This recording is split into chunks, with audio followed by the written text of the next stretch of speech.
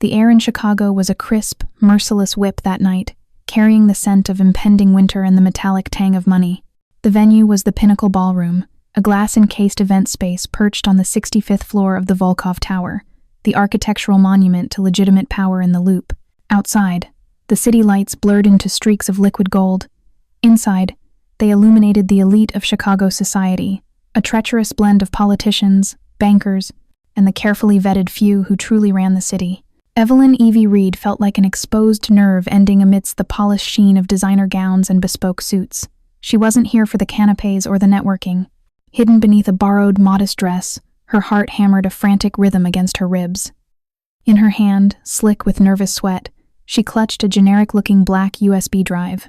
It contained a fragmented ledger, a ghost list of shell corporations, that she was certain pointed directly to the heart of the shadow organization she'd spent the last 6 months chasing, the Obsidian Hand. She had spent the last 2 hours in a tiny, unused maintenance closet, connected to an exposed network port, successfully extracting the data. The exhilaration of the journalistic coup was now curdled by terror. She'd been spotted, not by a guard, but by a flicker on a thermal camera feed she'd hacked just before disconnecting. They knew. Evie slipped out of the side corridor, blending seamlessly into the flow of black-tie guests. Her mind raced, calculating escape routes. The main elevator bank was too monitored, the service elevator too isolated.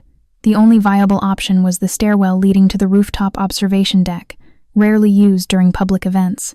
She was 10 steps from her goal when a wave of sudden, chilling stillness washed over the ballroom. The noise level, previously a comfortable hum, dropped. Evie, trained to spot the shift in atmosphere, froze. He entered the room not with a fanfare, but with the subtle, gravitational pull of a black hole. Damian Dante Volkov was a living study in dangerous perfection. His midnight blue suit, cut so sharp it looked like it could draw blood, draped over a physique that spoke of control, not vanity. His dark hair was swept back, revealing the stark, formidable structure of his face. The faint scar near his left temple only amplified the intensity of his gaze, eyes the color of a stormy, turbulent sea, currently sweeping the room with an unnerving, proprietary interest. He was the host, yet he moved like a predator surveying its domain. Every person near him seemed to shrink, either out of respect, fear, or both. Evie recognized him instantly, not just from the glossy magazine profiles, but from the cold dread that tightened her chest. He was the centerpiece of her investigation, the ultimate target, the Capo of the Obsidian Hand, disguised as a legitimate titan of FinTech. Damian was moving slowly toward the main reception area, exchanging clipped, meaningful nods with various power brokers. Evie knew she had mere seconds before the entire his security detail would fan out. She bolted. It was a reckless, purely instinctual move. She sprinted toward the ornate double doors leading to the stairwell. Just as she reached them, Damian turned his head. He wasn't looking at her. He was looking at a man who was subtly positioning himself near the kitchen entrance, a man Evie hadn't noticed. The man made a minimal gesture, a slight widening of the eyes, a sign of imminent alert. Demuvian's eyes snapped to Evie, not with recognition, but with the instantaneous realization that she was the anomaly. Their collision was not dramatic or cinematic. It was brutally physical. Evie, running full tilt, slammed straight into his unyielding form as he pivoted.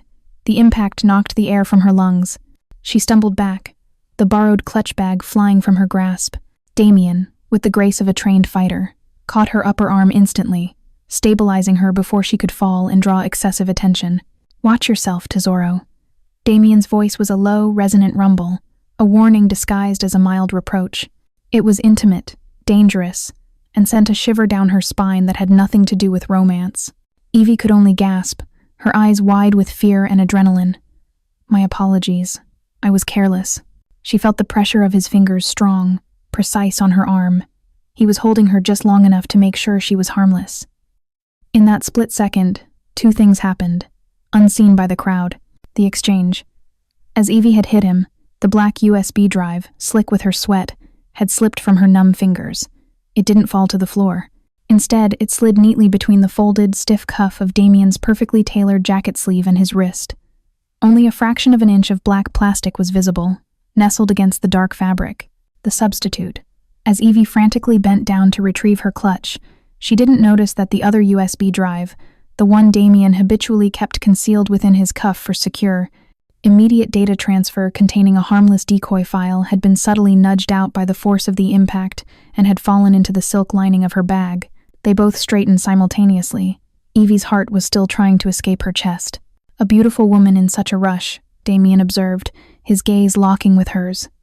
It wasn't flirtation, it was assessment. His eyes were cold, penetrating, searching for the telltale sign of a threat. He was far more interested in the man by the kitchen who was now approaching with an air of urgent professionalism than in her clumsiness. I must leave, Evie stammered, grabbing her clutch and finally pulling her arm from his grasp. She didn't wait for his reply. She burst through the doors and raced up the stairs. She felt the weight of his stare on her back until the heavy door swung shut. Damian watched her go, a slight frown creasing his brow. The man from the kitchen arrived, speaking in a low, rapid murmur. Mr. Volkov, there's been a security breach in server room C. Minor access, but Damian cut him off, his voice flat. Find out who. Lock down all external communications. And tell me. He gestured subtly toward the stairs with a tilt of his head. Who was the running mouse? As the security chief hurried away, Damian adjusted his cuff, a reflexive gesture. He felt the cold, hard press of plastic against his wrist and glanced down. It was a generic black USB stick, not his. A ghost of a smile, sharp and calculating, touched his lips. The mouse left a small gift. He had the real prize, the data extracted from his system, unknowingly tucked into his sleeve. He was one step ahead, but as he walked toward the balcony, ready to deal with the inevitable fallout, he considered the girl's face the mixture of fear and defiance, the clarity in her panicked eyes. She wasn't just a clumsy guest. She was the one who dared to intrude on his darkness. The game has just begun, Evie read. He didn't know her name, but he knew her scent adrenaline, expensive perfume, and pure dangerous nerve. And in the cramped stairwell, Evie leaned against the cool concrete, panting. She fumbled for her USB, her heart rate finally slowing. She found it in her clutch, a generic black stick. Safe. She had no idea she was holding a harmless decoy, and that she had just delivered the sword of truth straight into the hand of the man who ruled the shadows of Chicago. The collision had not only sealed her fate, but had inextricably linked it with the man she intended to destroy. The next morning, the adrenaline high had evaporated, leaving Evie with a residue of exhaustion and gnawing anxiety. She was safe, holed up in her sparse apartment in Lincoln Park, the cheap morning light filtering through the blinds. She had her USB drive, and that was all that mattered. She plunged the drive into her battered laptop, her fingers trembling slightly as she navigated to the file directory. The file name was cryptic. Aurora Manifest V 3.1. She clicked it open. Instead of the encrypted ledgers and financial flowcharts she was expecting, a single, harmless JPEG appeared. A generic stock photo of a sailing yacht on a pristine blue ocean, labeled simply, placeholder. A cold dread, heavier than any fear she'd felt the night before, washed over her. It wasn't just empty, it was a taunt. The real data was gone. Evie slammed the laptop shut, the realization hitting her like a physical blow. The collision. The moment she'd slammed into Damian Volkov. It wasn't just a physical accident. It was a professional theft. He had the real data.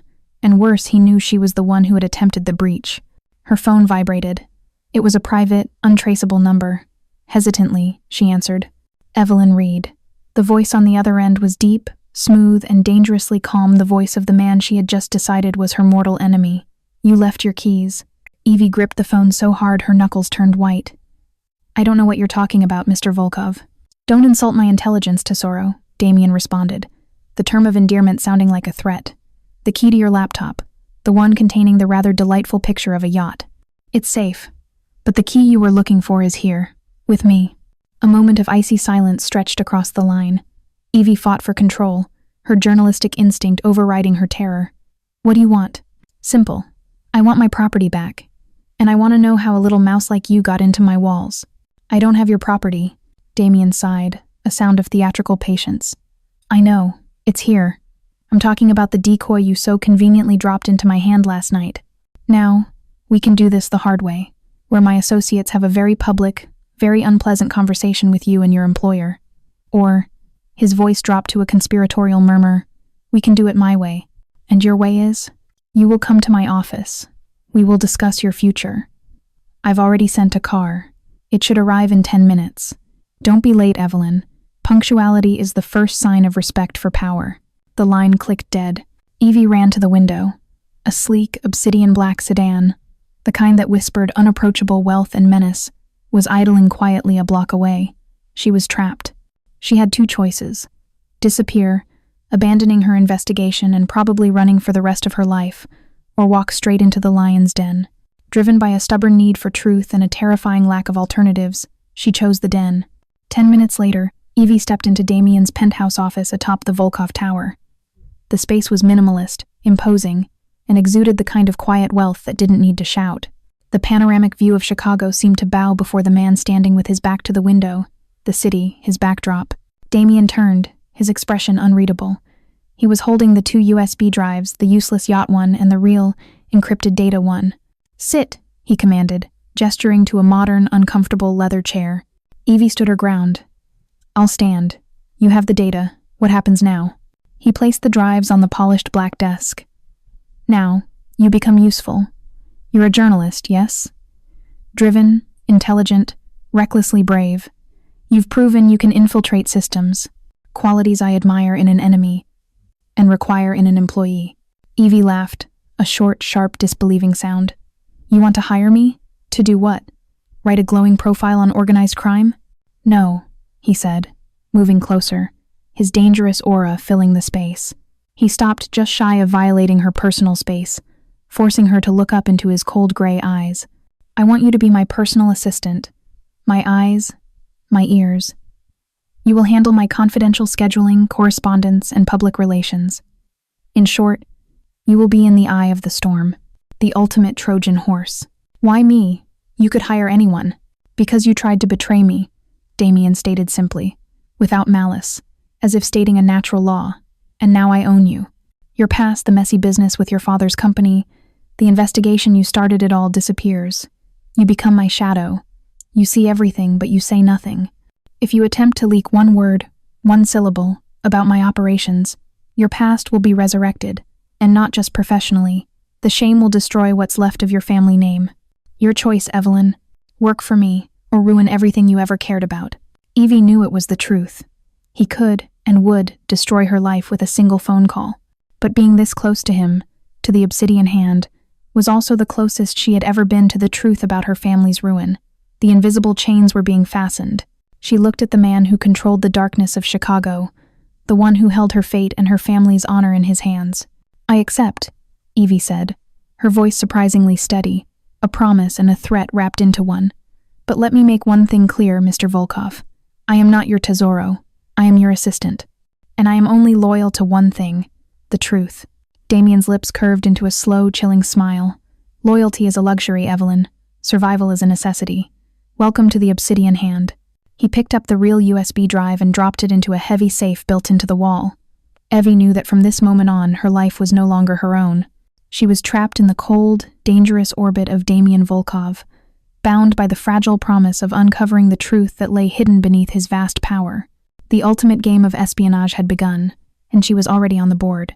Evie's first week as Damian Volkov's executive assistant was a masterclass in controlled chaos. The Volkov Tower was not just an office building. It was the visible face of the Obsidian Hand, a fortress of legitimate enterprise built atop foundations of shadow and influence.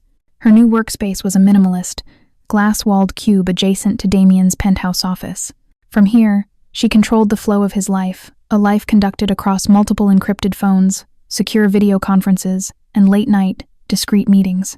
Evie was immersed in a world where the lines between lawful enterprise and criminal conspiracy were not just blurred, but entirely erased. She soon realized Damian wasn't a brute force mob boss.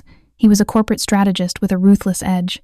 The Obsidian Hand controlled assets ranging from FinTech startups to high-end real estate and commodity futures. Every legitimate meeting she scheduled with a Chicago alderman or a Wall Street executive was shadowed by an unspoken agenda, a nod to a deal sealed in the dark, a silent threat ensuring compliance. One cold Tuesday afternoon, Evie sat hunched over a spreadsheet of investment portfolios, her eyes scanning for the telltale signs of money laundering. She was looking for a specific pattern, the one that had ruined her father. Damian walked in, silent as a phantom, holding 2 steaming mugs. He placed one in front of her. It was a potent dark roast, exactly how she liked it. "You look like you're trying to decode the meaning of life, Evelyn," he commented, leaning against the doorframe.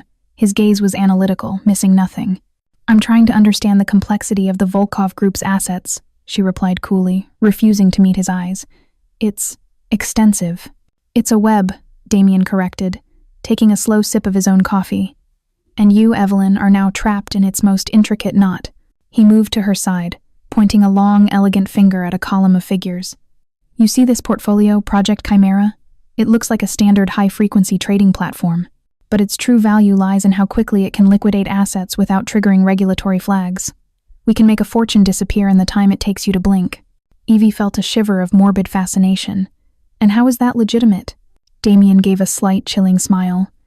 "Legitimacy is a matter of perception, Evelyn.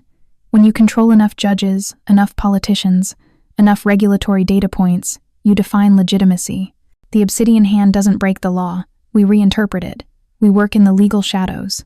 He was purposefully exposing her to the inner workings, not out of trust, but to instill a paralyzing sense of his pervasive power. He wanted her to understand that fighting him was like fighting the entire infrastructure of Chicago. "Why tell me this?" Evie challenged, meeting his gaze. "You're confirming everything I suspected." "Because suspicion is weaker than certainty," Damian countered, his eyes darkening. "And certainty comes with risk. You know the truth now, the extent of my power. You realize your chances of exposing me are zero. Your choice is no longer between revealing me and saving your family name. It is between joining me and being crushed by the machine you just exposed." He picked up a file marked SA from her desk. "This Silas Abaddon. He's the head of the rival crime faction in the South Side, the Traditionalists. He deals in old-school violence and crude operations. My operations are too clean, too modern for him. He seeks to disrupt my influence." He tossed the file back down, his attention having shifted. "Your focus should be on the upcoming charity gala. We need to secure commitments from Alderman Burke and Senator Davies. Their cooperation is critical for the new North Dock development, a purely legitimate enterprise, I assure you." Evie watched him walk back into his office. She knew the North Dock wasn't about development. It was about securing a key shipping route controlled by Silas. Everything Damian did was a move in a complex, multi-layered game of power. She turned back to her screen, her heart heavy but her resolve steeling. Damian thought he had trapped her in the center of his web, showing her the futility of resistance. But in doing so, he had given her the ultimate vantage point. She was now sitting right on the main line of the web, observing every vibration. Evie opened the Project Chimera file again. If the collapse of her father's business was caused by market manipulation, the tool to do it would be hidden right here. She had to find the historical data, the old transactions. She had to find the moth in the machine. The invisible chains were tightening, but in the close quarters of the spider's lair, Evie was beginning to learn how the spider moved. The terrifying truth was that she wasn't just observing the chaos, she was managing it, becoming an integral part of the sprawling, treacherous network that controlled Chicago. The more she learned, the closer she got to the truth, and the closer she got to Damian Volkov. Damian Volkov rarely showed impatience, but when he retired to his private study later that evening, his movements were precise, almost aggressive. He poured himself a single malt, scotch, the amber liquid catching the light, before retrieving the black USB drive Evie's initial prize from his reinforced safe. He inserted it into a dedicated, air-gapped terminal designed for analyzing high-threat data. His expectation was low, a fragment of his own proprietary code, perhaps a compromised communication log. He watched the data stream load, the screen filling with encrypted hexadecimal code. Then, the data stabilized. It wasn't code. It wasn't a ledger. It was a single, densely packed text file, encrypted with a bespoke, archaic cipher he recognized with a jolt of ice in his stomach. It was a vintage command structure, a relic. Damian's composure cracked. This cipher belonged to the old guard, the original founding families of Chicago's organized crime, most of whom he had long since neutralized or absorbed. This particular encryption was used exclusively for their most sensitive, often personal communications, the kind that contained information that could not only bring down an empire but rewrite its history. He spent the next hour working with brutal focus, his fingers flying across the keys, decrypting the ancient code. When the file finally opened, it wasn't a manifesto or a kill list. It was a financial report, dated 20 years prior, detailing the deliberate, systematic economic sabotage and liquidation of a small, legitimate manufacturing firm, Reed & Sons Fabrications. The name hit him. Evelyn Reed. The shock wasn't that the Obsidian Hand was involved, they controlled everything. The shock was the target and the identity of the architect. The report clearly outlined the financial maneuvers, the predatory loans, and the market shorting that led to the company's collapse. But the signatory, the mastermind who had pushed the final buttons, wasn't Damian. It was Silas Abaddon, then a rising lieutenant, acting on orders from a council Damian himself had overthrown 5 years ago. The irony was a bitter taste in his mouth. Evelyn hadn't been targeting him with the system breach. She had been targeting the Obsidian Hand's ghost, seeking justice for a personal tragedy she mistakenly believed he had authored. Her father's ruin was collateral damage from a war that ended long before she walked into his office. Damian leaned back, the ice in his scotch long melted. This changed everything. He had initially taken her on as an exercise in control to neutralize a threat and turn it into an asset. Now, she was a ticking emotional time bomb. If she discovered the true culprit was Silas Abaddon, her vengeful focus would shift. And if she exposed Silas, the ensuing chaos would destabilize his own empire just as he was preparing a crucial offensive. He had a choice: tell her the truth and risk her rebellion, or keep the secret and manipulate her grief, knowing he was protecting the man who destroyed her family. He picked up a secure line and called his chief strategist, Markov.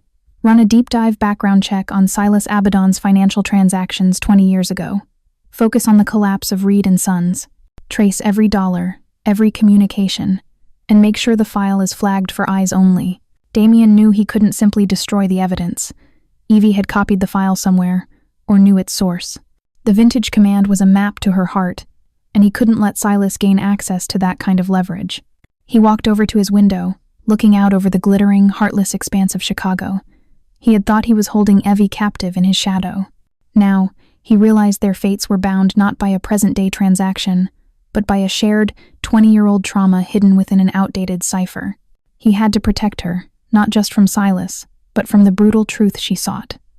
Not out of kindness, but because her destruction would mean the destruction of the delicate balance of power he had established. The game is no longer about control, Damian thought, his gaze hardening. It's about survival, and I will choose who lives and who dies in this city. He had to keep Evie close, closer than ever. And he had to make sure she focused her sights on the immediate threat Silas before she discovered the historical truth that would tear his carefully constructed world apart. He would use her brilliance, her rage, and her proximity to win his war, even if it meant becoming the villain in her story. The atmosphere in Damian's office the following afternoon was thick with unacknowledged tension. Evie was diligently reviewing a dossier on Alderman Burke, but the data, the figures, the names, the carefully laundered money trails were a blur.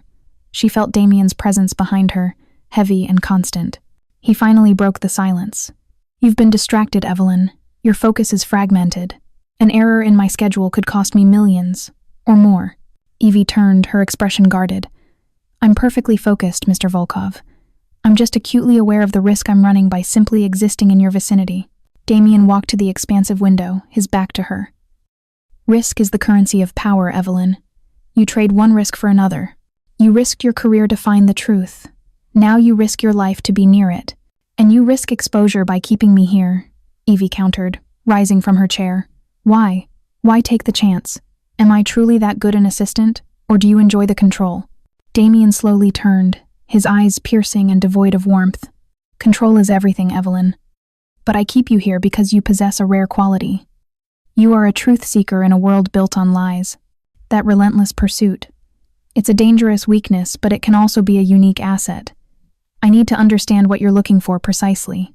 Evie took a step closer, determined to push the boundary.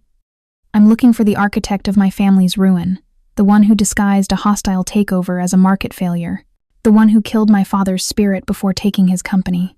And you believe that person sits at this desk?" Damian stated, his voice low, a velvet threat. "The evidence I uncovered points to the Volkov Group's predecessors, and you are the heir to that shadow empire." "Then you are looking for a ghost," Damian murmured. "The men who ordered that kind of crude market play are long gone. They were slow, sloppy, and sentimental. Ideal in futures, Evelyn, not old vendettas." It was a masterful lie, framed in a brutal truth about his own character. "Sentimentality is a weakness you don't possess," Evie agreed, her tone cynical. "But you inherited their secrets, didn't you? Their command codes, their kill switches, their vintage commands." The phrase hung in the air like breaking glass. Damian didn't flinch, but a barely perceptible muscle twitched in his jaw. She had unknowingly struck a raw nerve. "You have a vivid imagination, Miss Reed," he dismissed, stepping forward until they were only inches apart. The proximity was electric, a dizzying mix of fear and sheer defiance. But imagination is not evidence, and in my world, truth is only what I allow it to be. Evie held her breath, refusing to back down. "And what if I find the evidence? What if I prove that the ghosts of your past are still manipulating your present?" Damian leaned in, his voice dropping to a dangerous whisper, his scent a subtle mix of fine leather and cedar enveloping her. "Then you will present it to me, and only to me. If you go outside the walls of this tower with anything that threatens the structure, I will not only destroy your evidence, but I will erase your ability to gather it ever again. Do you understand? I am the only judge, jury, and executioner in this city. You fight my enemies on my terms." His words were a warning, but Evie saw a flicker of something else, a calculated invitation. He wasn't shutting down her investigation. He was funneling it, controlling its direction. "You want me to find the threat," Evie realized, her voice barely a whisper. "You need me to expose the loose ends you haven't tied up yet." A slow predator's smile stretched across Damian's lips. "Smart girl. Yes. Use your relentless pursuit for my gain. I am facing opposition, Evie. Enemies who think my modernization is weakness. Find them. Show me their flaws. And perhaps, if your evidence is sufficiently compelling, I will allow you a small measure of your desired truth." He reached out, his finger brushing the side of her neck, a terrifyingly tender gesture. Evie felt her pulse leap under his touch. "We are inextricably linked, Evelyn," he concluded, his gaze burning into hers. "You seek truth, I seek victory. For now, our paths align, but remember who holds the leash." He stepped away, leaving her trembling in his wake. Evie knew that the moment he mentioned opposition and weakness, he meant Silas Abaddon. Damian was offering her a weapon to use against her family's destroyer, but only if she agreed to be his soldier first. The game was escalating, and the only rules were those dictated by the man who owned the darkness. Evie had accepted the challenge. The charity gala at the historic Drake Hotel was a glittering masquerade, a playground for Chicago's elite to preen and posture. Tonight, however, it was a crucial battlefield for the Obsidian Hand. The main objective, to publicly showcase Damian Volkov's absolute control and influence. Evie, dressed in a sleek emerald green gown Damian had insisted upon, felt like bait on a silver hook. She moved through the crowd at Damian's side, her presence a calculated statement. His arm, firm and possessive, rested lightly on the small of her back, a gesture that screamed ownership. Evie played the part of the devoted, impossibly efficient assistant, her face a mask of polite indifference. "Alderman Burke is at 10 o'clock, Damian murmured, his lips close to her ear, sending a tremor through her. "Senator Davies is with his wife, discussing his new yacht." Subtle pressure. "Evelyn, they need to see that you are my eyes, and that their missteps are mine to observe." Evie nodded, executing her role flawlessly, engaging in brief, pointed conversations that subtly reminded the city's powerful that Damian Volkov had total, intimate knowledge of their affairs. Then, the focus of the night entered. Silas Abaddon. Silas was everything Damian was not. Bulky, draped in an expensive, ill-fitting tuxedo, with eyes that carried the cold, street-level brutality of the old guard. He moved with a heavy, purposeful gait, surrounded by men whose faces looked permanently carved from granite. He was flanked by his daughter, a young woman with a deceptively sweet smile who scanned the room with a practiced malice. When Silas saw Damian, his lips peeled back into a contemptuous smile. The air in the opulent ballroom immediately cooled. The two men were antithetical forces. Damian, the modern, surgical mind of the corporation. Silas, the legacy of brute force. "Damian," Silas boomed, his voice carrying too loudly across the floor, disrupting the polished chatter. "A pleasure. I see you found a new decoration for your arm." He paused, his gaze raking over Evie with insulting familiarity. "Silas," Damian acknowledged, his voice utterly flat, a chilling contrast to Silas's theatrics. "Evelyn Reed is my executive assistant. She handles everything. You may recall the old adage, a man is only as good as his information, and a man is only as strong as his reputation," Silas retorted, stepping closer. "Word is, the Obsidian Hand is getting soft, too much silk, not enough steel. Maybe you should focus on your business, not your accessories." The provocation was clear. Silas was testing the perceived stability of Damian's control. A small circle had formed around them, everyone pretending not to watch, but hanging on every word. And word is, Silas, Evie interjected smoothly, drawing the attention. She smiled, a dazzling, professional facade that completely masked her internal terror. That your latest acquisition in the South Loop is facing a rather sticky legal challenge regarding zoning permits.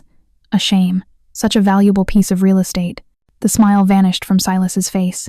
He turned his full, intimidating focus onto Evie, surprised by her detailed public knowledge of his private affairs. And who the hell are you to comment on my affairs, girl? Evie's smile never wavered. As Mr. Volkov said, I handle everything, including contingency planning for his associates.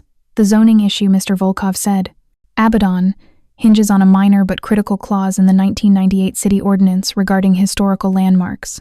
A small legal adjustment, easily missed. I've already prepared a preliminary memo for Mr. Volkov outlining the necessary countermeasures. I trust your legal team is equally diligent. Silas was thrown. The problem was real, sensitive, and now, alarmingly public. He had been preparing to use that acquisition to leverage a deal against Damian. Now, Evie had publicly neutralized his advantage and subtly painted him as careless and ill-informed. That's enough, Evie, Damian said, his voice laced with pride, but also a quiet warning that she had pushed far enough. Silas's eyes narrowed on Evie, recognizing the threat she posed. A clever little snake. Be careful, girl. In Chicago, sharp teeth often get pulled. He gave a curt nod and strode away, his men following close behind. The tension evaporated, replaced by impressed murmurs from the observing guests. Damian looked down at Evie, his eyes intense. That was reckless. And brilliant. You just bought us a week of operational lead time. I was simply applying pressure, Mr. Volkov, Evie whispered, her breath catching. I read the intelligence brief on his holdings. I understood the game. The game is survival, Evelyn.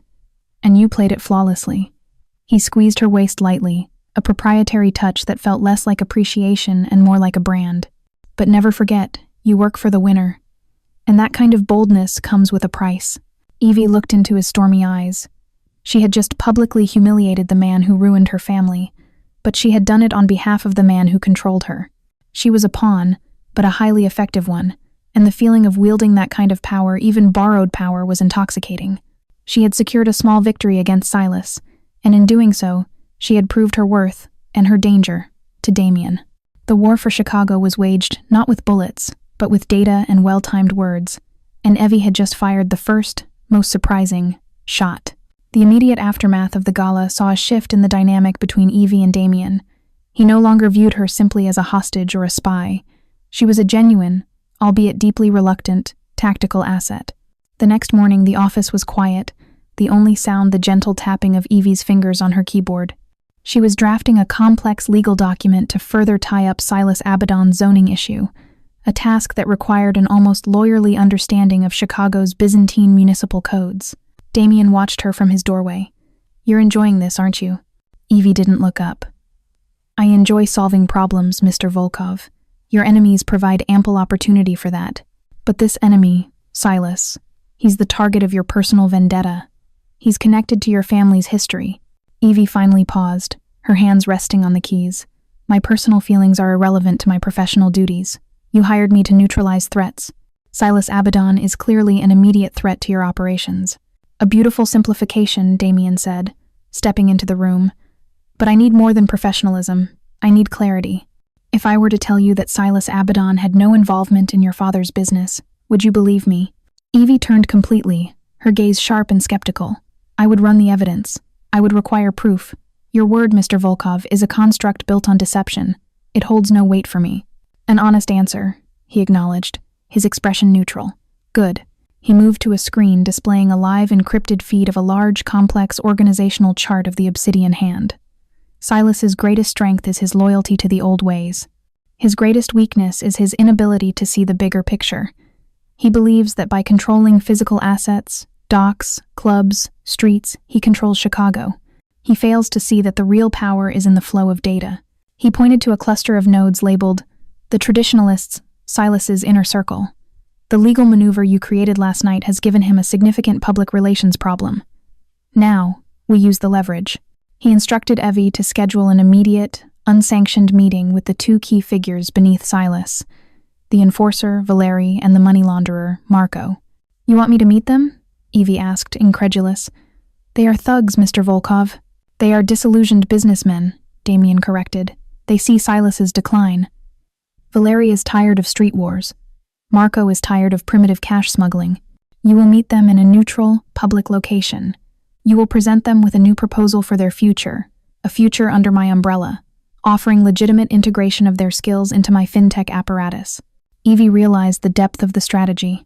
It wasn't about fighting Silas. It was about systematically dismantling his structure from the inside, using logic and corporate appeal. And what if they refuse? What if they see me as a soft target? Damian gave a look of pure, unadulterated contempt. Then they are foolish. You are the diplomatic arm of the Obsidian Hand tonight. You represent my strategic mind. You are not a soft target, Evelyn. You are my most dangerous weapon. You will go in, make the offer clear, and leave. If they touch you, if they insult you, or if they threaten you, the entire weight of the Volkov group will descend on them before they take their next breath. He handed her a secure, unmarked briefcase containing a series of complex data projections and a single key card. You have 1 hour.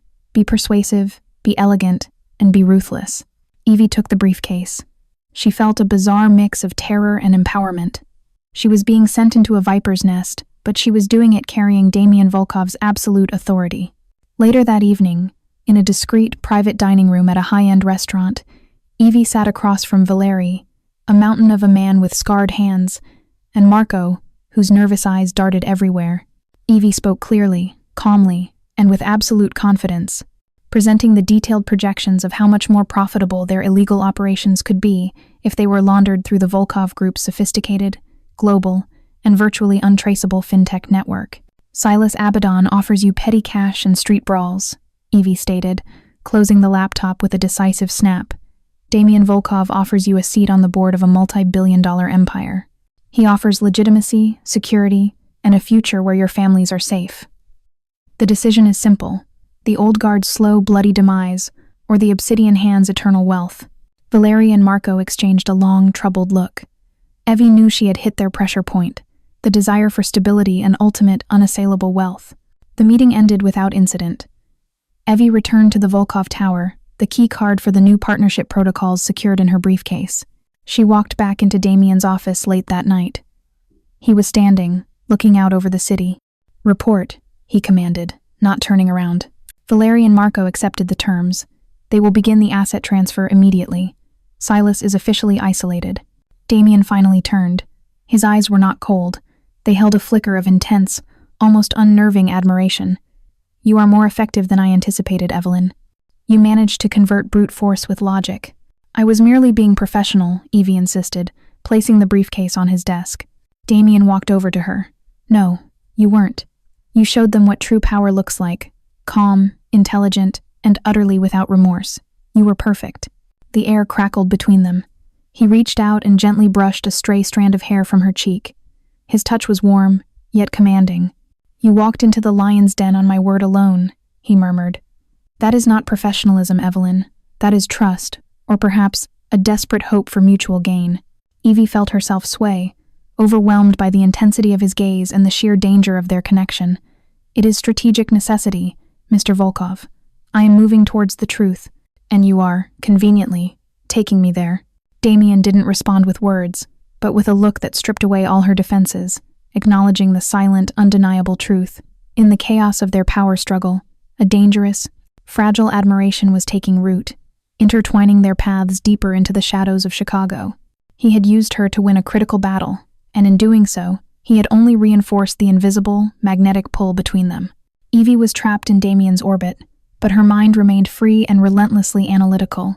She was playing the game, but always looking for the weak link in the chain, the flaw in the steel net that contained her. Her initial goal, the historical file that ruined her father, remained locked in Damian's personal safe. But working as his assistant gave her unparalleled access to the current system, the massive, proprietary security apparatus that protected the Obsidian Hand. Cerberus. Cerberus was a masterpiece of cyber defense, an AI-driven system that monitored everything from external market fluctuations to internal employee communication. It was constantly patched, constantly upgraded, making an outside breach virtually impossible. However, Evie noticed a recurring, illogical pattern during her daily system diagnostics. There was one legacy server that consistently showed minor, unauthorized pings, a blind spot the system seemed to ignore. It was labeled simply Archive 9-8. One late night, while Damian was away at a mandatory high-level meeting with the newly defected members of Silas's organization, Evie decided to exploit the anomaly. She logged into the main system terminal in his office, using the access codes he had carelessly or deliberately left on a sticky note labeled Emergency Maintenance. She navigated through layers of firewalls, her heart pounding a frantic allegro. When she finally reached the access point for Archive 9-8, she found the flaw. The archive was running an outdated authentication protocol. It was a deliberate oversight, a digital relic left by the system's original builders, perhaps as a failsafe or simply an unpatched oversight from a bygone era. It was exactly the kind of vintage command vulnerability Damian had inherited. Evie utilized a simple, decades-old encryption handshake, a technique she had learned from studying her father's antique computer manuals. The access was granted instantly. Cerberus registered the entry as a routine diagnostic check from an internal administrator, a ghost in the machine. The contents of Archive 9-8 were staggering. Decades of Obsidian Hand records, not the sanitized current files, but the raw, unedited logs of their history. The history of the old guard. She wasn't looking for her father's case yet. She was looking for a current vulnerability, a way to gain leverage on Damian, a piece of information so damaging that it would force his hand. Evie scrolled through file after file, blackmail material on judges, records of covert meetings with foreign entities, and most importantly, a detailed, private log of Damian Volkov's personal operational history, starting from when he took control. She found a folder labeled Internal Review, Operation Janus, the North Dock Contingency. The North Dock, the very legitimate development project he was pushing with Alderman Burke. The file revealed that the legitimate development was merely a smokescreen. The true purpose of the purchase was to bury and conceal a massive, encrypted data facility deep beneath the proposed construction site. This facility was the true brain of the modern Obsidian Hand, running on independent power and hidden from all official oversight. More disturbingly, the log detailed a kill switch contingency. If the project were ever exposed or threatened, the data center was programmed to initiate a catastrophic, simultaneous market crash across 3 key sectors of the Chicago economy, effectively holding the entire city hostage. Evie quickly copied the entire Operation Janus folder onto a secure, encrypted storage device she kept hidden in the lining of her work bag.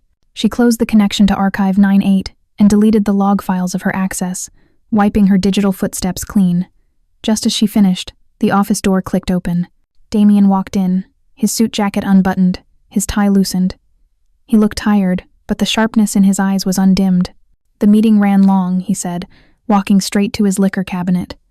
"Silas's former lieutenants are more tedious than I recall." "I took the opportunity to catch up on some administrative work," Evie replied, her voice steady despite the rapid pulse thrumming in her ears. He poured 2 fingers of whiskey. He turned, holding the glass. His eyes locked onto her. He knew, Evie realized. He didn't know what she had done, but he knew the air had shifted. The balance of power had subtly tilted. "You look energized, Evelyn," he observed, taking a sip.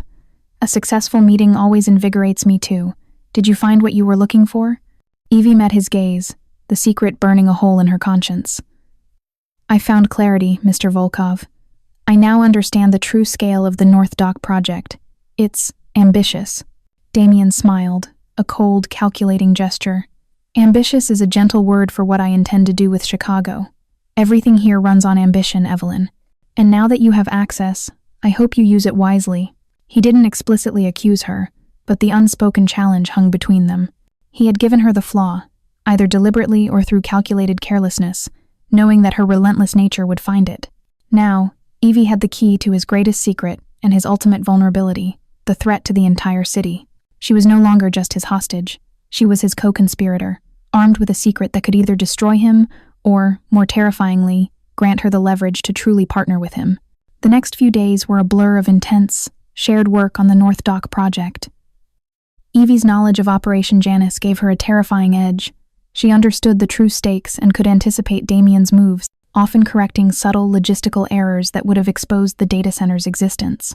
She was indispensable, and Damian knew it. The power dynamics were shifting from captor divided by hostage to an unnerving, high-stakes partnership. One Friday evening, the city was blanketed by the first serious snowfall of the season. Evie was preparing to leave when Damian called her into his private library, a room she had only glimpsed before, lined with first-edition classics and heavy, ancient-looking volumes. He was sitting in an armchair by a roaring fire, not working, but simply watching the snow fall outside. The atmosphere was one of quiet, almost melancholic solitude. "Stay," he commanded softly, gesturing to the chair opposite him. "The traffic will be a nightmare. Drink some tea. It's Russian caravan, strong, smoky." Evie, surprised by the request for companionship rather than instruction, sat down. The sudden domesticity of the scene felt jarring, almost painful, against the backdrop of their lethal reality. "You never talk about your life before this, Mr. Volkov," Evie ventured, stirring her tea. "Your past is a closed book. Was it always the Obsidian Hand?" Damian didn't look at her, his gaze fixed on the snow. "The name is Volkov. My history begins where my father's ended. He was a low-level operator in the old guard, a sentimental man. He believed in loyalty, not strategy." He took a slow sip of his tea. "When I was 17, he made a mistake. A small lapse in judgment that cost the old guard a significant sum of money. They didn't kill him with a bullet, Evelyn. They destroyed his life piece by piece. They stripped him of his dignity, then his business, and finally, his will to live." Evie sat rigidly, the story mirroring her own family's tragedy. "They ruined him. They humiliated him," Damian corrected, his voice hardening. "I watched them do it. I watched my mother plead for mercy that never came. In that moment, I realized sentiment is the enemy of survival. I swore then that I would rebuild the empire, but without any of the old guard's weakness. I would be strategy incarnate. No loyalty, no mercy, only pure, absolute control." He finally turned his head, and Evie saw it, the stark, unrelenting coldness in his gray eyes, a winter landscape forged by loss and trauma. The scar on his temple seemed to pulsate with the memory. "That's why I took the name Dante," he confessed, the admission heavy with significance. "Damian Volkov died when he watched his father fail. Dante is the architect of a new inferno, one I control completely." Evie felt a surge of sympathy so powerful it almost betrayed her. The monstrous facade he wore was built upon a foundation of pain. "I understand that kind of pain, Damian. I watched my father go through the same thing." "You seek justice," he countered, his voice flat. "I sought power. Justice is temporary. Power is eternal. Your mistake, Evelyn, is thinking you can achieve one without the other." He paused, then reached across the small table, his fingers tracing the rim of her teacup. "You came into my life looking for a villain. I am that villain. But you found a man shaped by the same trauma you seek to avenge. That is the bond between us, Evelyn. We are two sides of the same broken coin." The fire crackled, the only sound in the intense stillness. Evie felt the undeniable pull, a dangerous recognition that transcended their current roles. For a single terrifying moment, they weren't the Mafia boss and the captive journalist. They were two orphans of the same, brutal system. "And what about the men who did it?" Evie pressed, her voice barely above a whisper. "Did you find them? Did you take your revenge?" Damian's eyes went completely opaque, the vulnerability instantly suppressed. "I absorbed them. I neutralized them. They are footnotes in my ledger. And now, you help me eliminate the last, archaic remnants of that world. The ones who still believe in the old ways, like Silas." He stood abruptly, breaking the fragile moment. The air instantly became formal, cold. "The snow is letting up. You should go. We have a busy day planning the fall of the traditionalists." Evie stood, shaken by the intimacy of the revelation. He had shown her the man beneath the monster, a man driven by a 20-year-old wound. But the moment of shared vulnerability had been a calculated tactic, a means of control. He had pulled her closer, deepening the connection, all while reinforcing their common enemy, Silas. As she stepped out into the crisp, snowy night, Evie clutched the secret of Operation Janus tighter. She knew she had just experienced a tactical moment of truth. She was falling for the ghost of the man he once was, while secretly holding the lever that could bring down the empire of the man he had become.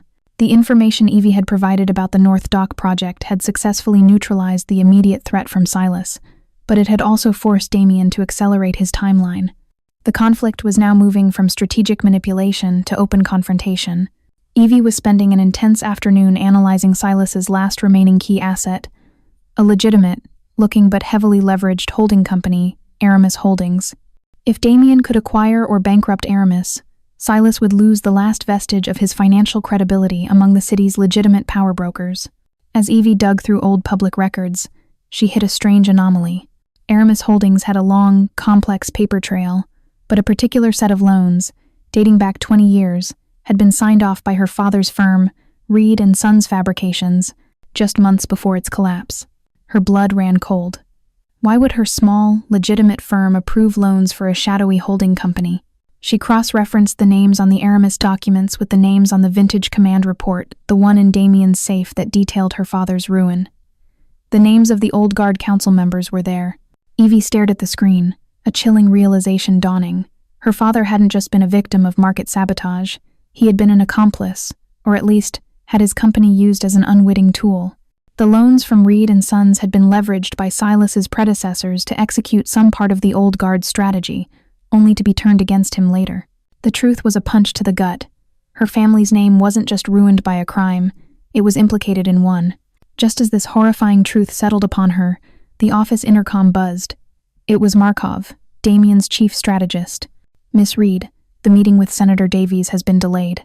Mr. Volkov is asking you to join him immediately at the private gym downstairs." Evie, still reeling, quickly hid the Aramis files and headed down. She found Damian in a massive, private training facility, sparring with his chief security officer, Costa.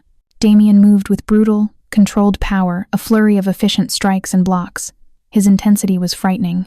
When the session ended, Costa was panting, and Damian, though slick with sweat, seemed barely winded. He dismissed Costa and approached Evie, grabbing a towel. "Silas just launched a counterstrike," Damian stated, his voice tight.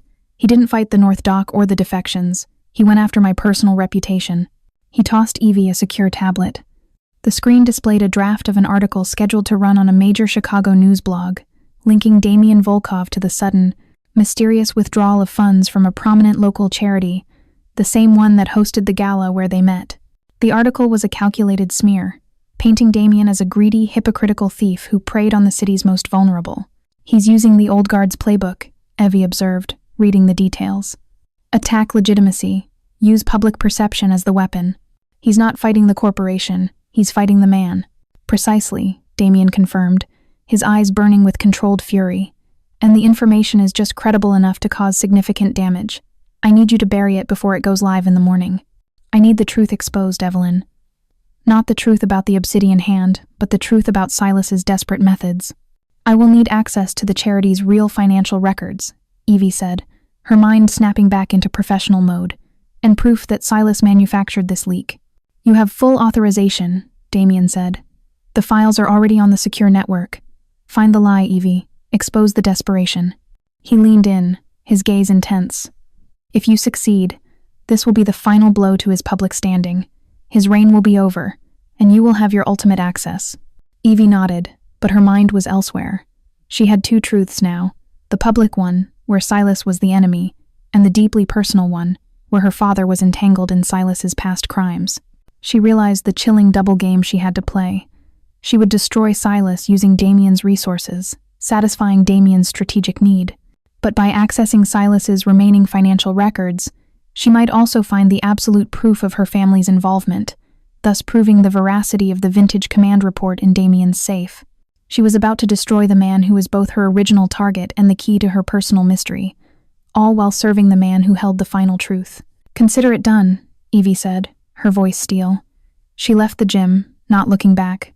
The counterstrike had been launched, but Evie knew that the real, internal war, the war for the truth of her past, had just reached its most critical and dangerous phase. Evie worked through the night, fueled by black coffee and the terrifying cocktail of adrenaline and revelation. The charity records, provided by Damian, were meticulously clean except for one thing: a series of small, suspicious donations routed through an obscure offshore trust over the last 3 months. Tracing the trust was difficult, but not impossible for a journalist with Evie's persistence. The trail led to a small, private accounting firm in the suburbs of Chicago, a firm that handled the personal finances of Marco, the money launderer she had recently helped flip from Silas to Damian. Evie felt a surge of professional triumph. Silas hadn't executed the smear himself. He had used one of his former, trusted men as a cutout, planning the public attack long before the Obsidian Hand had moved against him. It was a classic old guard tactic, long-game retaliation. She quickly compiled the evidence bank statements, notarized documents, and Marco's coded communication with Silas's daughter, proving the entire charity scandal was manufactured by Silas to destabilize Damian. When the sun finally rose, casting long, dusty shadows across the penthouse, Evie presented the finished dossier to Damian. He was already at his desk, perfectly dressed, reading the financial news. Silas's strategy was archaic, Evie stated, sliding the tablet across the desk. He didn't realize Marco was already compromised. He left too many physical footprints. Damian scrolled through the file, his expression unreadable, his focus absolute. When he reached the final summary, a single graph showing the flow of money from Silas's trust back into the charity after the scandal was exposed, proving the withdrawal was fake, he looked up. Brilliant, Evelyn. Surgical and decisive. You've not only neutralized the attack, but you've given me the legal leverage to force a full audit on every single one of Silas's remaining legitimate operations. I believe the final move is yours, Mr. Volkov, Evie replied. Damian leaned back in his chair, a look of profound calculation on his face. The final move is ours. Silas wants a street fight, but I will give him a corporate collapse. I will use your evidence to initiate the audit. That will force his hand, push him into the open, perhaps towards a rash, public act of desperation. That's when we take him down. Evie knew the plan was sound, but she was now working on a second layer of the game her own. Mr. Volkov, Evie began, her voice steady.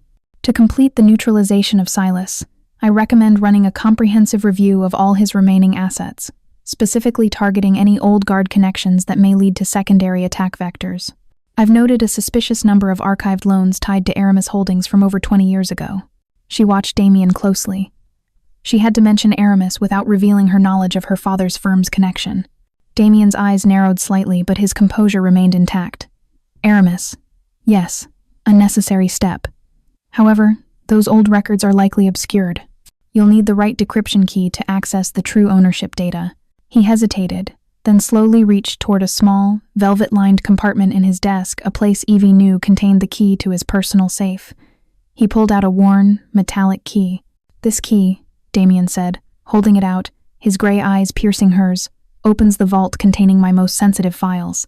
It contains the complete history of the Obsidian Hand. It contains the key to the vintage command encryption. Evie's heart hammered against her ribs.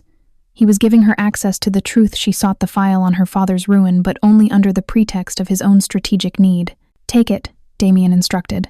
Access the Aramis records. Use the decryption key to find the ownership information. But heed my warning, Evelyn. Look at nothing else. If you are tempted to look deeper, remember that I will know, and the cost of that curiosity will be absolute. Evie took the key.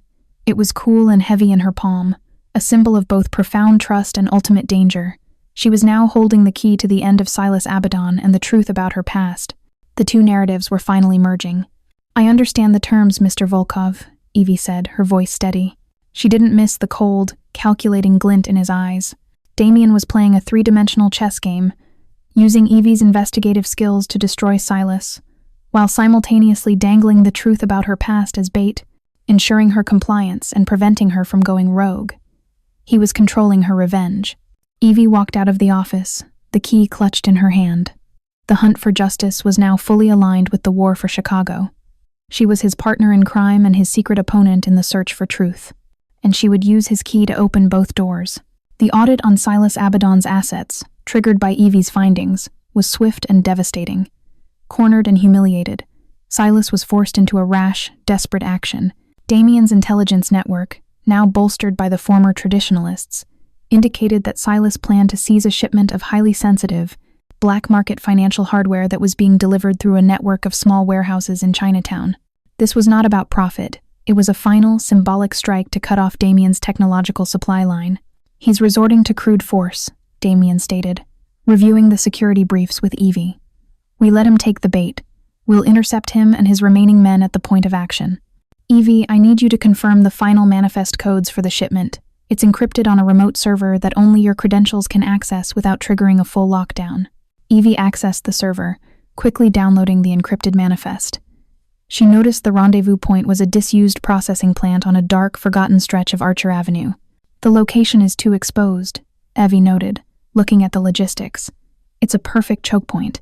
If Silas brings more than a dozen men, this could turn into a bloodbath. Damian stood up, pulling on a black, tailored coat. Then we don't give him the chance. Costa and 6 men will accompany me. We move in fast, neutralize the threat, and secure the hardware. You, Evie, will remain here. Log the entire operation from the security feed. No, Evie said, her voice firm. I need to be there. If this turns into a negotiation, I have the key financial details of every single man with him. I know their families, their real estate holdings, their vulnerabilities. I can break their morale before the first shot is fired. She was partly lying. She desperately needed to see Silas fall, to ensure the final piece of the old guard was crushed. But more than that, she felt a powerful, irrational urge to ensure Damian's safety. Damian paused, his eyes drilling into hers. This is not a gala, Evelyn. This is a trap. Then you need the sharpest bait, she countered. I go with you, to the logistics command van. I stay in the vehicle, but I am close enough to broadcast the surrender terms if the situation calls for it. He deliberated for a long, silent moment, recognizing the tactical value of her presence. Fine. You ride in the command vehicle, one move outside that van, and I will have you forcibly restrained. Understand? Understood. The warehouse district of Chinatown was cold and deserted, the air thick with the smell of old oil and distant cooking spice. The command vehicle, a heavily reinforced black van, was parked 2 blocks away from the rendezvous point, its internal screens displaying the thermal feed from the overhead drone. Evie sat beside the communications officer, her eyes glued to the screen. She watched Damian and his men, all moving with surgical efficiency, approach the warehouse. The drone feed showed Silas. He wasn't alone. He had 20 men, heavily armed. And the hardware shipment? It was a decoy, empty crates designed to lure Damian into the choke point. It wasn't a trap. It was a full-scale ambush. Mr. Volkov is walking into a massacre, Evie whispered, grabbing the comms mic. Damian, this is Evie. The shipment is a decoy. Silas has a full company. 20 men, heavy ordnance. They are surrounding the rear exit. The comms crackled. Too late, Evie. We're in. On the thermal feed, the scene exploded into controlled chaos. Damian and his men were engaged, but they were severely outnumbered. The sounds of breaking glass and sharp gunfire reached even the command van. A moment later, the van's internal warning system shrieked. A separate, black sedan had pulled up behind the command vehicle. We have company. They've locked the doors, the comms officer yelled, scrambling for his weapon. Evie realized with a sickening lurch. She was the real target.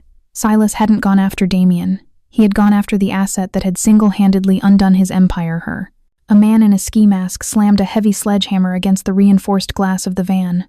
Get down, the comms officer shouted, pushing Evie. Evie, heart pounding, didn't follow. She saw the manifest code screen flash, the one she had just accessed. Silas wanted her data. She lunged for the keyboard, her fingers flying across the keys, initiating a full system wipe and a remote data dump of the encrypted manifest. Simultaneously, a massive explosion ripped through the air, a controlled detonation set by Damian's men to blow a secondary exit in the warehouse wall. In the ensuing noise and confusion, Damian's voice, raw and commanding, cut through the comms. Evie, run the surrender terms. Now! Evie grabbed the broadcast channel. Her voice, amplified and distorted, echoed over the police sirens now closing in on the scene. Attention, traditionalist forces. This is Evelyn Reed. Your bank accounts are frozen. Your family's trusts are under federal audit. The latest audit ledgers are being broadcast to your wives' phones right now. You are fighting a war for a man who has already lost his wealth. Drop your weapons and live. Your commander has abandoned you. It was a calculated, devastating lie. But it struck at the heart of their motivation: money and family. On the thermal feed, Evie saw the unthinkable. 2 of Silas's men dropped their weapons, hands raised, then another, and another. The mercenary resolve of the traditionalists dissolved in the face of financial ruin and family scandal. A figure burst from the smoke-filled warehouse. Damian. He wasn't looking at the surrendering men. His eyes were locked on the command van.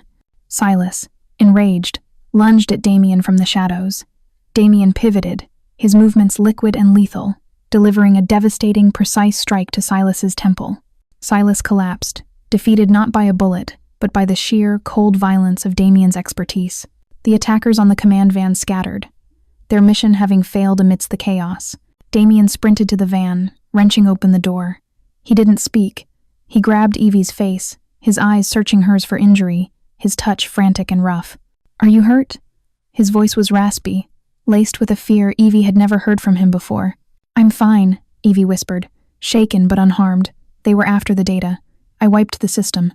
Damian let out a shuddering breath. the tension leaving his body in a visible wave. He pulled her against his chest, holding her with a fierce, possessive grip that blurred the lines of authority and protection. "You should have stayed out of the fight," he growled into her hair. "We're in this together, Damian," Evie murmured back, clinging to the only solid presence in the wreckage of the night.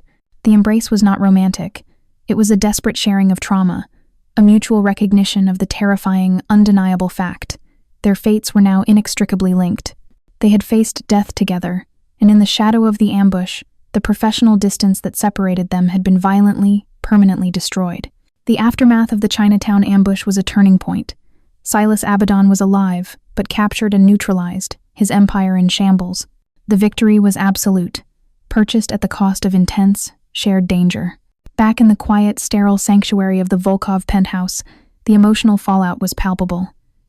Evie and Damian stood in the dim light of the library, the fire again casting a soft glow.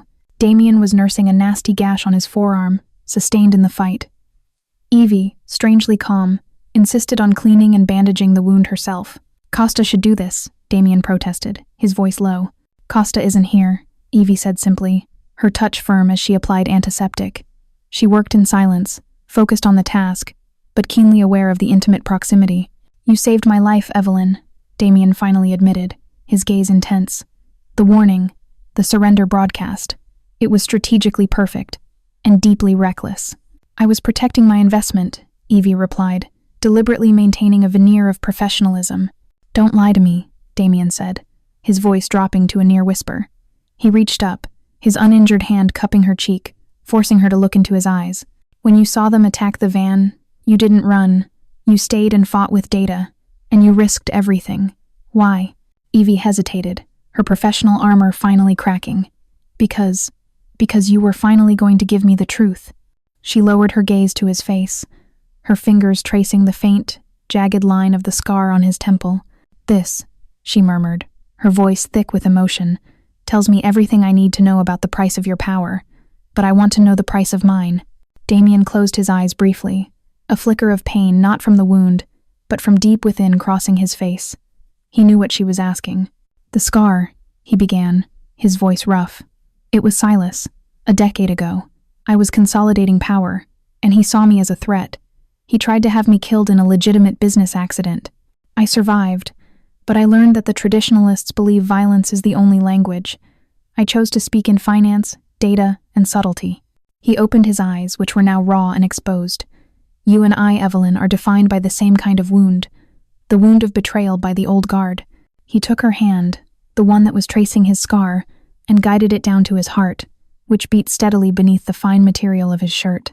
"I know what you need," he admitted, the most genuine words she had ever heard him speak. "You need the ledger, the truth about Reed and Sons." He pulled her closer, their bodies almost touching, the air thick with unspoken tension. "I have not looked at that file since the night you gave it to me. I know its contents. It details the conspiracy against your father, the market manipulation, and the signatures of the old guard council that ordered the hit." "Did Silas sign it?" Evie pleaded, her breath catching. Damian paused, his eyes holding hers in a devastating moment of truth. He saw the vulnerability, the desperate hope for a clean, simple villain. "No," he confessed, letting out a heavy breath. "Silas was a lieutenant. He executed the orders. But the mastermind, the one who orchestrated the financial collapse and ensured your father was utterly destroyed, was the council I overthrew. The old guard. The names on that document are the names of the men who also ruined my father. The shared trauma was laid bare. It was a truth far more binding than any lie." Evie felt a strange mixture of relief and devastation. Silas was a monster, but not her monster. Her family's ruin was a consequence of the same ruthless power structure that had created Damian. Damian used the moment of shared vulnerability. He released her hand from his chest and wrapped his arms around her waist, pulling her flesh against him. "We are survivors, Evelyn. We were both victims of the same dead system," he murmured, his breath warm against her ear. "You fight for justice, I fight for control. But our enemy has always been the same. Look at me." She tilted her head back. His gaze was fierce, possessive, yet filled with a deep, unsettling attraction that had been simmering between them since the moment of their collision. "I need a partner, Evelyn," he said, his voice a low, dangerous rumble, "one who sees the darkness and doesn't flinch. I want you to stop running from the past and start building a future with me. A future where we control the shadows, instead of being consumed by them." He leaned in, and the distance evaporated. His kiss was not tender. It was a fierce, demanding assertion of possession and shared destiny. It tasted of whiskey, sweat, and the absolute danger that defined their world. Evie kissed him back, a desperate, passionate response that acknowledged the undeniable. Their complicated, dangerous attraction was no longer a secret. In the intimate glow of the fire, with the battle scars still fresh, they crossed the point of no return. Their alliance was no longer strategic. It was visceral, rooted in shared loss and bound by the terrifying promise of power. The morning after the ambush, the atmosphere in the penthouse was charged with a new, volatile energy. The line between boss and assistant, enemy and lover, was obliterated. Yet, their commitment to the professional game remained absolute. Evie sat opposite Damian at his immense black desk, not as his employee, but as an equal, reviewing the final stages of the Silas operation. "Silas is in federal custody," Damian stated, his voice businesslike. "The evidence you provided regarding the charity fraud is airtight. He's finished. However, this level of scrutiny has exposed a minor vulnerability in the North Dock project." Evie knew the vulnerability, the kill switch within the Operation Janus data center. "The public will be asking questions," Evie said, her mind already working on solutions. "The best way to deflect is a public display of stability, a merger of power that guarantees the project's legitimacy and secures the political influence of Alderman Burke and Senator Davies." Damian nodded slowly, his eyes calculating. "A powerful public union, a show of force that eliminates any lingering doubt about the Volkov Group's future stability." He leaned forward, his elbows resting on the desk, the movement deliberate and intense. "I have a proposal, Evelyn, a strategic maneuver to solidify my position and neutralize the political fallout. A proposal that includes you." Evie met his gaze, her heart pounding. "What kind of proposal?" "A marriage of convenience," Damian stated simply, without inflection. "We present ourselves as a united front. The merger of two influential families, the Volkov legacy, with the sharp intellect of the new generation. Your presence gives my empire a face of legitimacy and innovation. My name gives you absolute protection and the resources to pursue any truth you desire." Evie felt a dizzying mix of outrage and morbid fascination. "A marriage? To what end, Damian? To protect a data center that holds the city hostage." "To survive, Evelyn," he corrected. "Silas is defeated, but his remnants still whisper. The traditionalists will not yield easily. I need a public declaration that my power is not temporary. You, standing by my side, is the ultimate assurance to all my allies and enemies."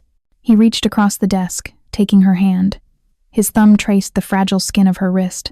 "This is not about love, though the fire between us is undeniable. This is about power. It's about creating an unbreakable pact in the face of inevitable war." "And what do I get?" Evie challenged, pulling her hand back slightly. "More control? More danger?" "You get everything," Damian promised, his voice low and compelling. "You get the ultimate truth. After the ceremony, when our alliance is sealed, I will give you the unencrypted file, the full ledger of Reed and Son's ruin. You will have all the names, all the transactions, and the closure you seek." He paused, letting the weight of the offer settle. "And you get me, the man who will protect you from the shadows you seek to expose. You become the first lady of the Chicago shadows. We share the throne." Evie looked at the man who had destroyed her life to save his own, the man who was now offering her a crown of thorns and the final piece of the puzzle of her past. It was the most cynical, strategic, and yet intensely intimate proposal she could imagine. "The terms," Evie said, her voice measured, "must include a public role for me. I will be your strategic partner, not your consort. I must have access to all of the Obsidian Hand's assets to ensure transparency and stability. Your stability, Damian." "Done," he agreed instantly. "You will be my co-pilot. Now, say the word, Evie. Let's make this pact unbreakable." Evie looked out the window at the gleaming towers of Chicago, a city built on ambition and compromise. She was no longer seeking to escape the darkness. She was choosing to master it. "Yes, Damian," Evie stated, her resolve hardening. "The answer is yes. Let's get married." The agreement was sealed not with an embrace, but with a cold, firm handshake. The political wedding was set in motion, a masterstroke of strategy designed to signal to all of Chicago, legitimate and criminal, that a new, formidable, and utterly ruthless dynasty was about to rise. The weeks leading up to the announcement of the engagement were a whirlwind of media management, political maneuvering, and intensely strategic intimacy. Evie and Damian presented a flawless facade of a power couple, sophisticated, ambitious, and deeply united. Behind closed doors, their relationship was a delicate, passionate dance of power, distrust, and undeniable physical attraction. The announcement was planned for a private dinner with the city's key political figures, Alderman Burke, Senator Davies, and their families at Damian's most exclusive restaurant in the Loop. It was to be a celebration of the Volkov Reed Union and the official launch of the North Dock development.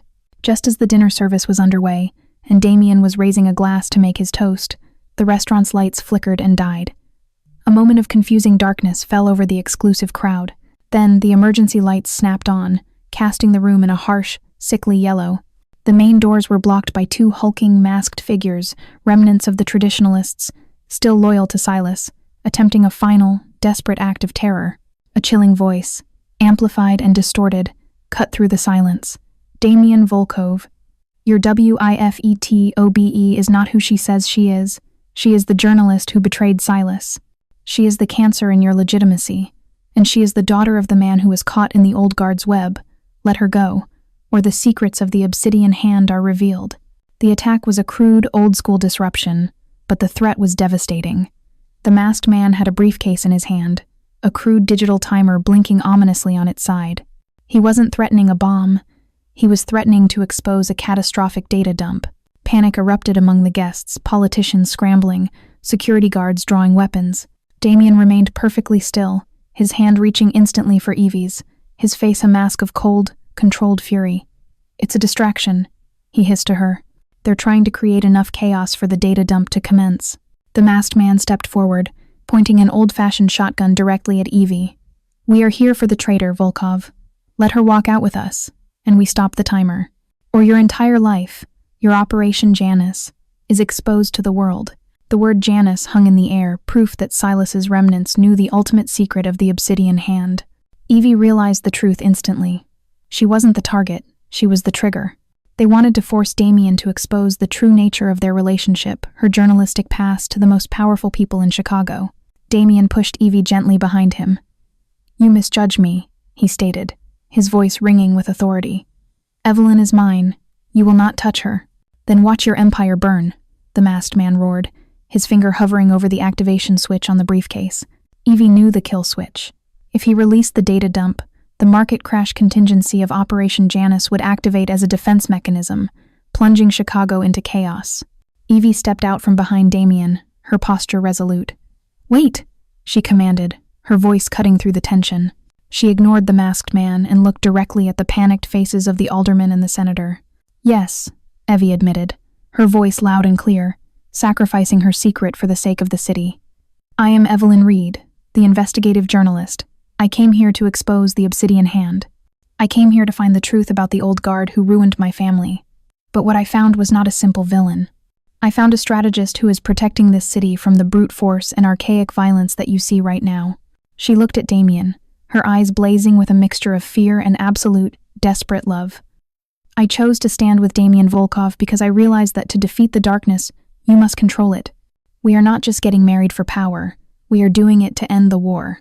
I love him because he is the only man who has the strength to stand against the shadows he inherited, and I am the only one who can help him do it. The spontaneous, raw confession, a desperate gamble under fire, shocked everyone, including Damian.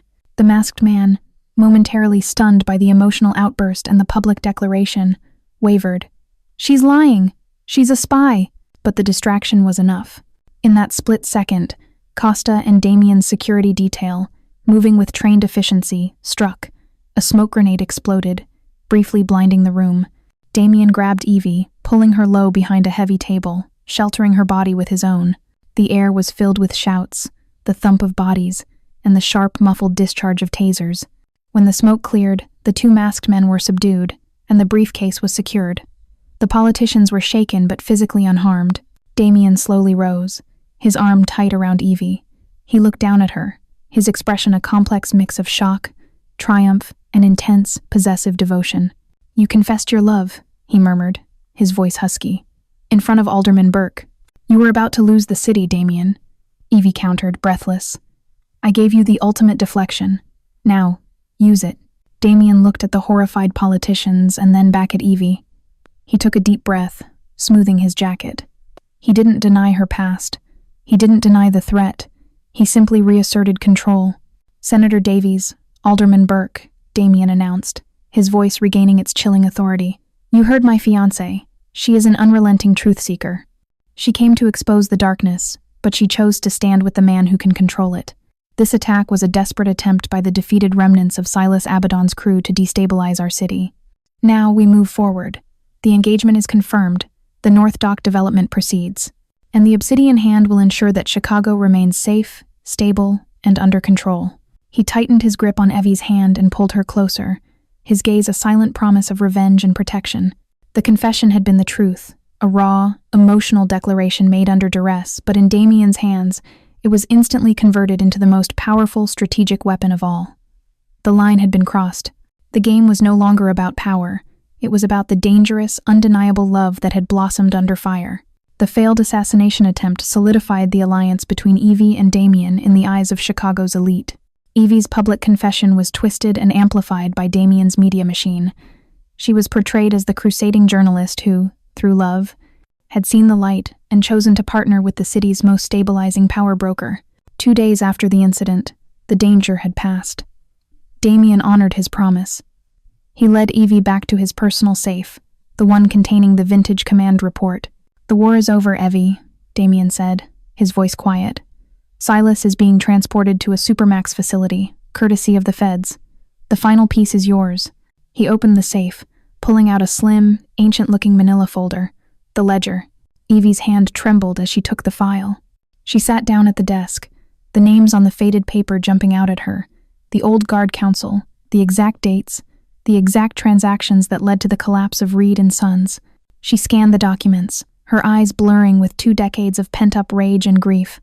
The financial maneuverings were exactly as Damian had described, predatory, meticulous, and fatal. Then, her eyes landed on a final, handwritten addendum, scrawled on the bottom of the last page, dated 2 weeks after the liquidation of the company. It was not a signature. It was a note from the lead council member to the executor. The Reed boys' firm was an asset for the Aramis deal. He served his purpose. Ensure the final papers are notarized by his contact. M.R. Evie froze. M.R. She remembered the Aramis Holdings files. She remembered the suspicious loans. She ran back to her laptop, accessing the sealed Aramis transaction documents she had found weeks ago, the very ones she had wanted to use the key for. She cross-referenced the notary on the Aramis loans. The name, Margaret Reed. Evie's breath caught in her throat. Margaret Reed, her father's sister, her favorite aunt. A cold, sickening horror washed over her. Her father's contact, the one who notarized the final, fatal papers, the one who tied Reed and Sons to Silas's predecessors, was her own aunt, the family friend who had supported her and encouraged her investigation for years. Evie felt a devastating sense of vertigo. The truth wasn't external, it was internal. The betrayal came from within her own bloodline. Margaret had been the mole, either coerced or corrupted, used by the old guard to ensure the legal, final collapse. Evie looked up at Damian, her eyes wide with shock and pain. It wasn't Silas. It wasn't just the council. My Aunt Margaret. She notarized the final liquidation. She was the contact.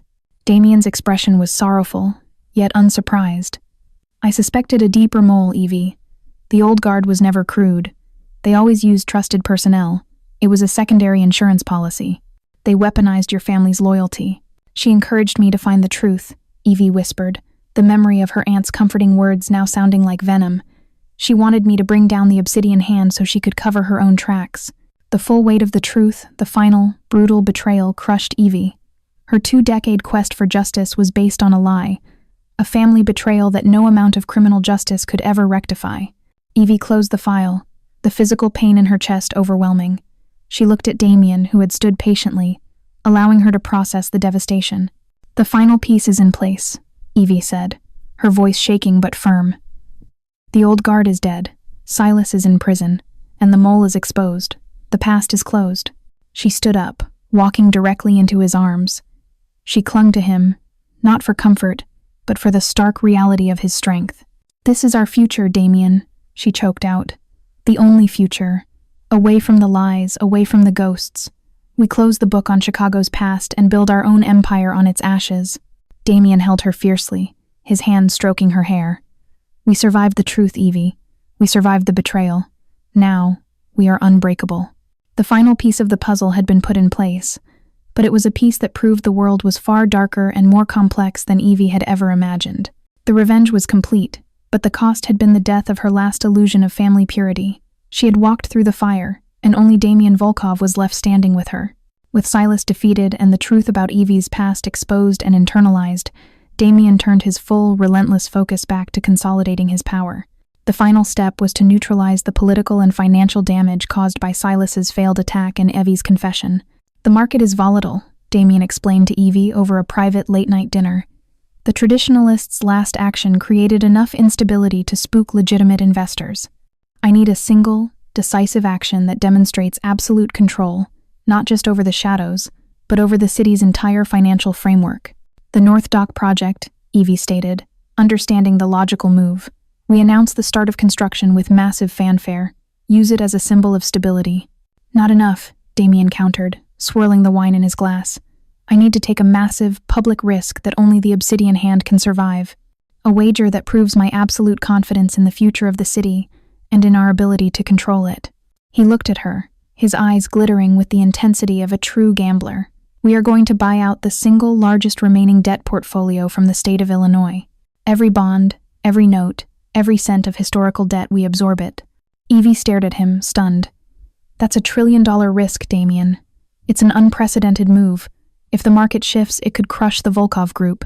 But if it works, Damian interjected, a predatory smile stretching his lips, we become the ultimate creditor. We gain leverage over every single politician, every major development, every single public utility in the state. We don't just own the shadows, Evie. We own the light, too. It's a beautiful, terrifying move, Evie admitted. But to pull this off, you need absolute assurance of political compliance from Burke, from Davies, and you need the ultimate seal of legitimacy. Which is why our wedding must be immediately expedited, Damian said, taking her hand. The ceremony is no longer a strategic announcement. It is the ultimate, non-negotiable insurance policy. It signals a final, irreversible union of power. You will manage the entire public relations campaign, Evie. Spin the debt buyout as a patriotic act of saving the city, backed by the strength of the new Volkov dynasty. Evie, now fully immersed in the role of partner and strategist, embraced the insanity of the plan. The wedding must be the most publicized event of the decade. We make it an event of state. And you need to cut out the mole.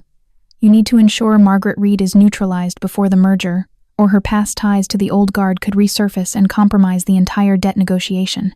Damian nodded, his eyes hardening. Consider it handled. No public scandal, no media frenzy. She simply vanishes from the Chicago landscape. The past, Evie, will not touch our future. The plan was set in motion. The public loved the idea of the powerful tycoon and the beautiful, crusading journalist uniting to save the city. The wedding became a media sensation, overshadowing the volatility in the markets. Behind the scenes, Evie managed the political pressure, ensuring the state legislature rushed the necessary approvals for the debt transfer. She used her unique understanding of the politicians' vulnerabilities, acquired during her weeks as Damian's assistant, to secure their compliance. Senator Davies' gambling debts were quietly erased. Alderman Burke's family trust was shielded from an inconvenient audit. The day before the wedding, the final documents for the debt portfolio transfer were signed. The Volkov group had officially staked its entire empire on the future of Chicago. Damian had gambled everything, and Evie was his key chip. That night, alone in the vast penthouse, Evie felt the fear not of Damian, but of the scale of the power they were about to assume.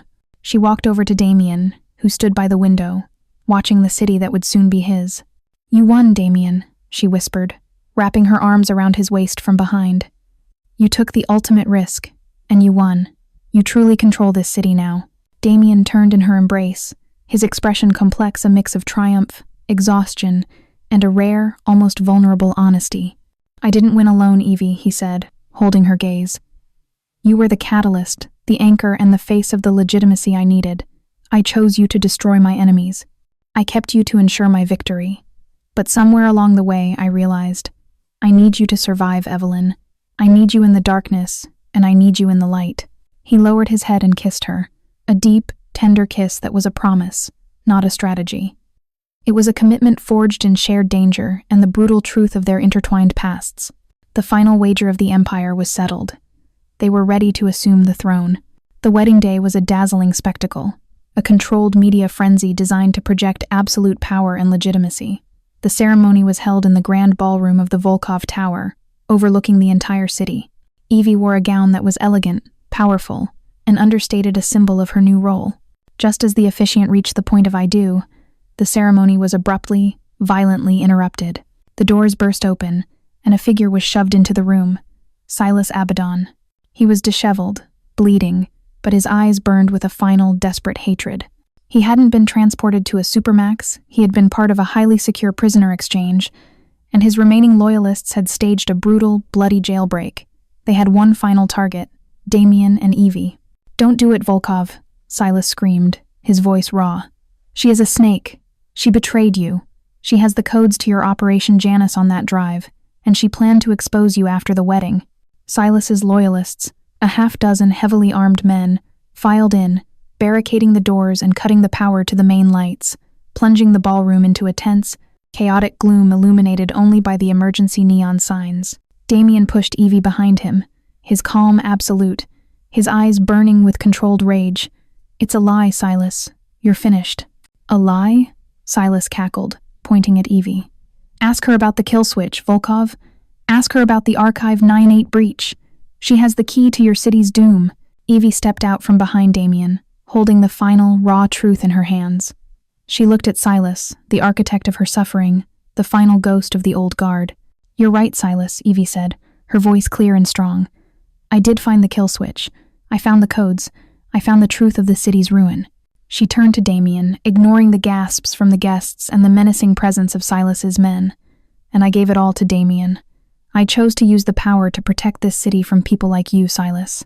I chose the strategist over the chaos. I chose him." Silas, enraged by her betrayal, lunged forward, drawing a concealed dagger. "Then I will have my revenge on you both." The ballroom erupted.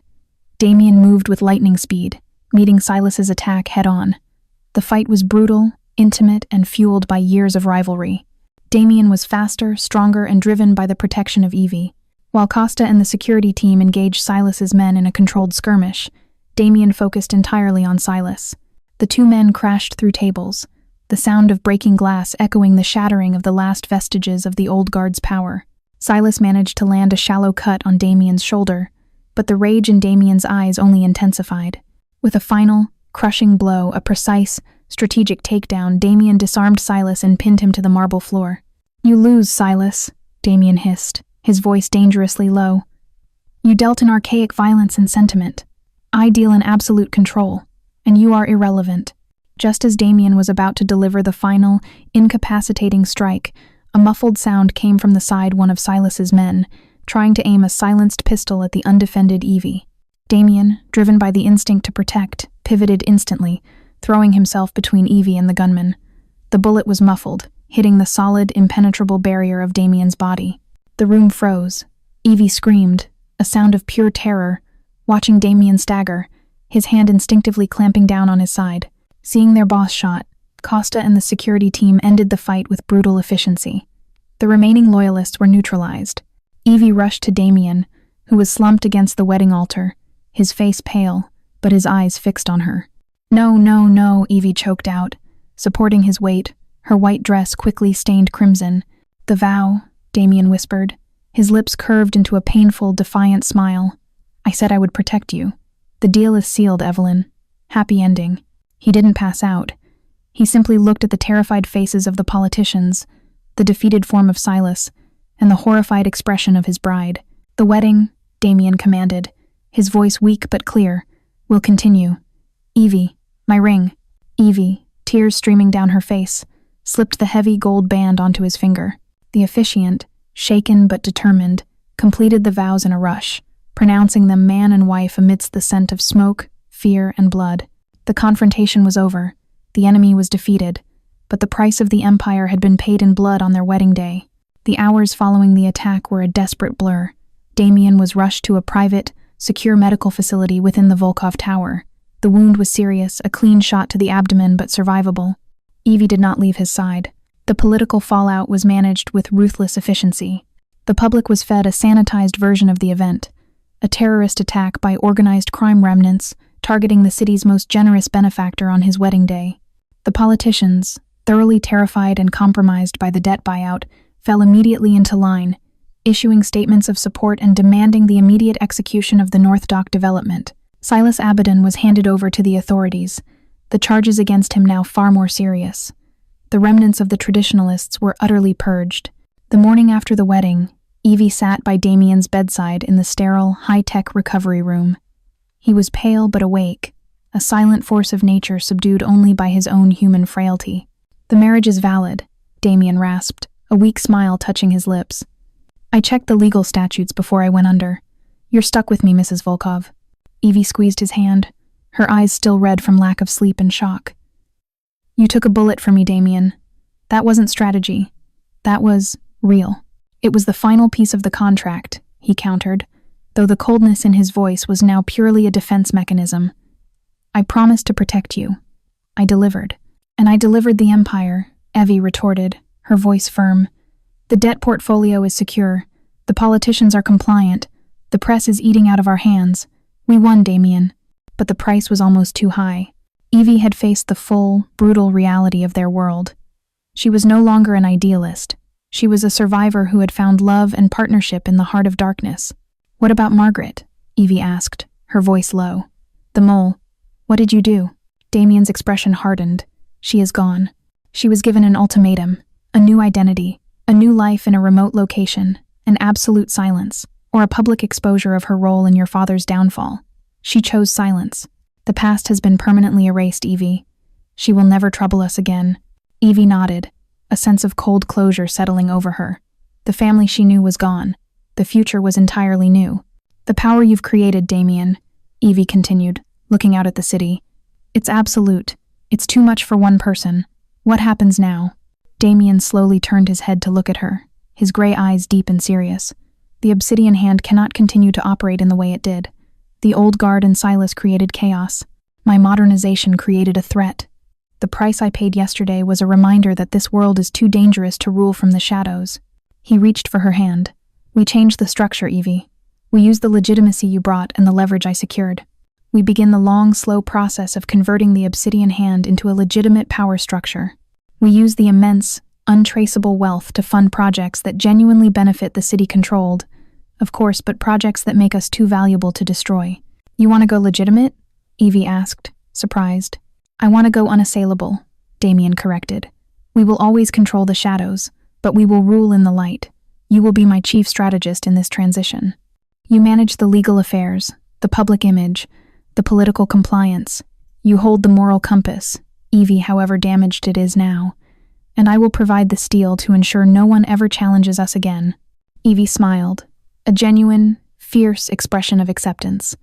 The journalist and the mob boss. The perfect power couple. "We get to rewrite the rules, Damian." "We get to be the rules," Damian murmured, squeezing her hand. The morning after the storm, the city was theirs. They had paid the price of the past betrayal, violence, and the loss of innocence, but they had emerged, unified and stronger, ready to build an empire that transcended the old world of organized crime. 2 years later, the Volkov Tower stood taller and more formidable than ever, both architecturally and symbolically. The Obsidian Hand was no more. In its place stood the Volkov Reed Foundation, a trillion-dollar enterprise controlling infrastructure, technology, and real estate across Chicago and the state of Illinois.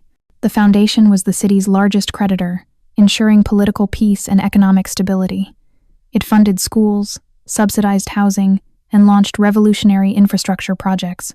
Evie, now Evelyn Volkov, was the public face of the foundation, known as the brilliant, sharp-witted partner who brought transparency and integrity to the company's vast holdings. She had successfully steered the organization toward legitimacy, all while maintaining the necessary, invisible control over key assets. The former criminal structure was now a secure, disciplined network of information and influence.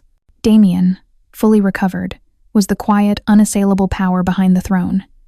He was rarely seen in public, preferring to manage the complex, high-stakes internal logistics. He was still the king of the shadows, but his domain now operated under a blanket of undeniable legality. He was safe, and most importantly, Evie was safe.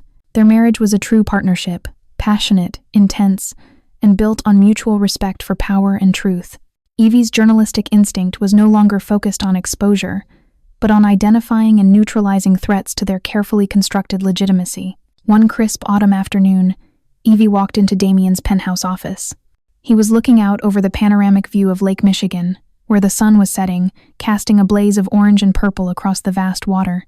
Senator Davies finally signed the North Dock final deed of transfer, Evie announced, walking to his side and handing him the document. It's all officially ours. The data facility is now legally classified as a private utility hub unassailable. Damian took the paper, but his eyes remained on the horizon. We did it, Evie.